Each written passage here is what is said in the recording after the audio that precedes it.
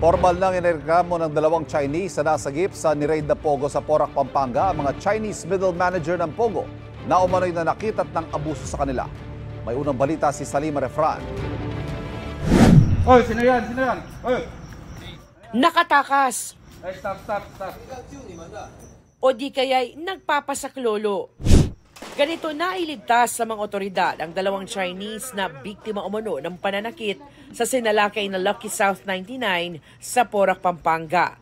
Ang isa nakaposas pa sa frame ng kama, habang ang isa iniwang nakakulong sa isang kwarto. Pareho silang tadtad ng pasa sa katawan at ilang araw ng walang kain.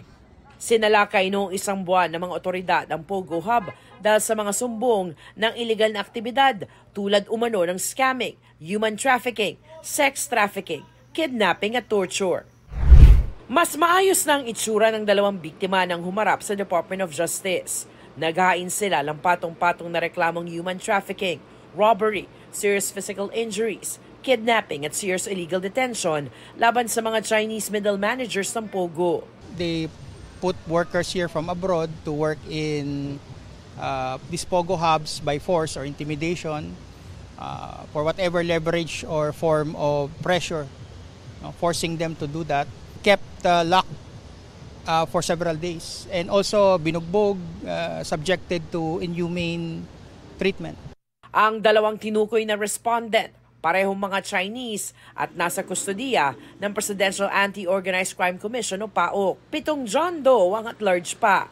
Pinangangalagaan rin ng pamahalaan ng mga biktima. We are mindful of the fact that the accused or the persons associated with them may seek to either reach out to them through death threats or through relatives in China. Sasailalim muna sa evaluation ng Department of Justice sa mga reklamo bago magtakda ng preliminary investigation. Ang Lucky South 99 dati nang tinanggi na mayroong iligal na mga aktibidad sa Pogo Hub sa Porac. Ito ang unang balita sa Salima Refran para sa GMA Integrated News. Kapuso, para laging una ka sa mga balita, bisitahin at mag-subscribe sa GMA Integrated News sa YouTube. Sa mga kapuso abroad, samahan nyo kami sa GMA Pinoy TV at sa www.gmanews.tv.